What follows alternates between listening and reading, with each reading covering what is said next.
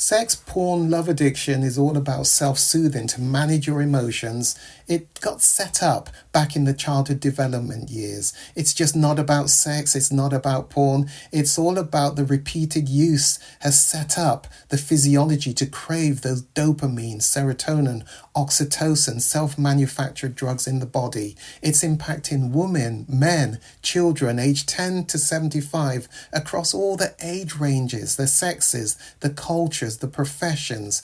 It increased exponentially during COVID lockdown and impacting so many lives. The Kairos Center has created the first online comprehensive sex, porn, love addiction. It's a video on demand recovery program which you can access from anywhere in the world and begin to see identifiable changes just within 6 weeks of beginning this weekly program. Kairos means your appointed time. Isn't it your time to reclaim your life? Bring colour back to life without shame. Click the link below and begin your journey. You owe it to yourself and to others.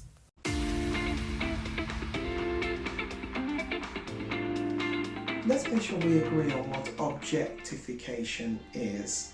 Objectification, of course, that leads to fantasy. Remember, the fantasy, importantly, will be given a trickle feed of those potent chemicals, dopamine, oxytocin, the drip feed into the body that you may not even be aware is causing an arousal at a low level through the day.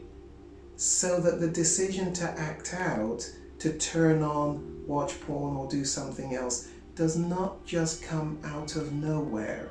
So often it's because of a build-up through the day, because of the triggers, because of you allowing your eyes to view images, people, as you drive to work, as you are in certain places. Your eyes are allowed to wander, to see, to objectify. It's not about the first look. So often you won't be able to help the first noticing of the person that you find arousal or arousing. But you can do something about going back for a second look. The important thing is, don't go back for the second look, don't linger, and certainly split second noticing, bounce your eyes. I want to read an article to you. It's entitled, "What I Wish I Had Known Before Watching Porn." I hope that you'll find some really helpful information coming out of this article. It's an article by somebody called Lauren Dubinsky. It's quite an old one. It's 2012 when this was written, but I continually use it and read it to every client.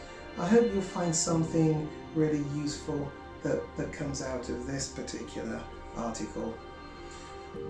Pornography is a charged subject, and it's a word that rarely crosses the lips of most women. Yes, there are now breeds of the modern woman who watch, talk and joke about it regularly, but most of us still stay farther away from speaking the word than we actually stay away from it. Over the last couple of years, men have begun to enter the discussion, but women have remained primarily silent. For most of us, it's still the men's world, but statistics show that, at least in Australia, more than 1/3 of pornography viewers are women. Just last week, I received an email from a girl who leads a small women's group. They just discovered that every single one of them were watching porn. When I was in high school, pornography was on the long list of bad things that I didn't know much about, and unfortunately, also on the list of things I had participated in. Never mind why I was watching it, the how is the same for nearly all of us. We stumble upon it because of someone else, and none of us knew exactly what to expect or how to handle it. Later in life, I caught myself remembering how I used to watch it for a few minutes here or there, and wondered strictly out of boredom if it would fill the big, empty space of loneliness in my late nights. There were no parents around to hide from anymore, and no one checking my internet history. pornography was easy, and I never exactly knew why it was bad, particularly since I wasn't actually having sex.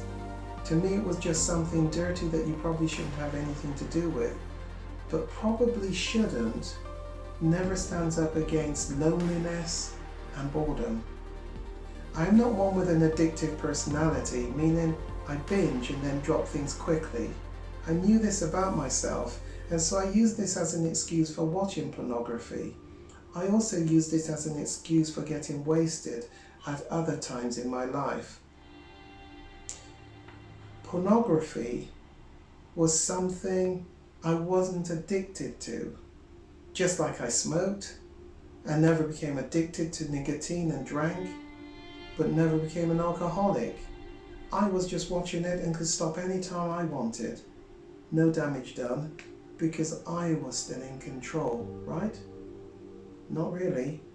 Nicotine still seared my lungs and alcohol still did some decent damage.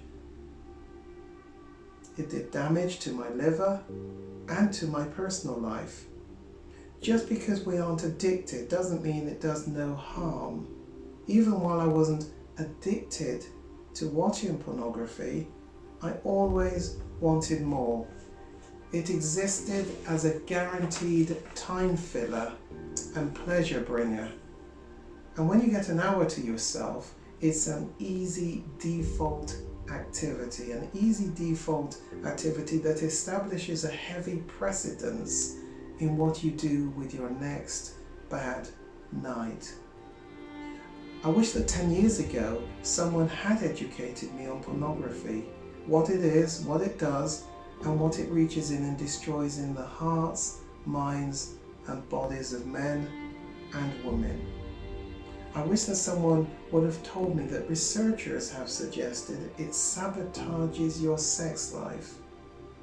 I wish someone would have explained how dopamine, the chemical that is released every time you experience pleasure, drives you to return to what provided that feeling. I wish someone would have told me that the kind of pornography you're most turned on by is usually linked to a corresponding hurtful event in your life, further injuring your brokenness. I wish someone would have told me pornography would normalize things I wasn't emotionally or physically ready to handle in my relationships with men, making me feel like I had no control or options over my sex life, filling me with much regret and physical pain. I wish someone would have told me that I would begin to objectify men, build up images in my mind, and think of sex day in and day out to the point where I couldn't remain focused on anything else. I wish someone would have told me that it would make me feel less valuable to men and bring up insecurities for years in the bedroom.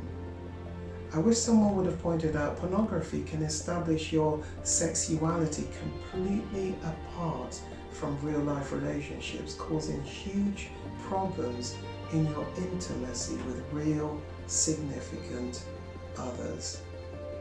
I wish someone would have explained what sexual anorexia was and that countless young men are unable to get erections because they've been watching porn since they were around 14 years old.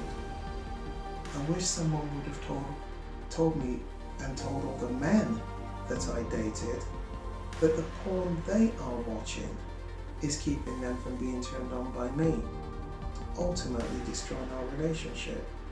I wish someone would have told me that the dopamine and oxytocin being released from my watching certain types of pornography would cause me to question my sexual orientation, which in turn cost me relationships with friends. I wish someone would have told me it would subtly create a victim mentality in my mind, causing me to become even more sensitive than I already was to catcalls, whistles, and even sincere compliments. I wish someone had talked about how women watch it too, so I wouldn't have been the only one and spent years living under the shame that comes with being very different and the only one in the females that are watching pornography. My I wish list is nowhere near complete. In the end, I simply wish someone would have told me why it was so harmful, instead of simply putting it on a list of things we don't talk about. We all know our rights and wrongs, but seldom do we know what makes them so. Had I known how much it would have harmed me, I would have left it alone.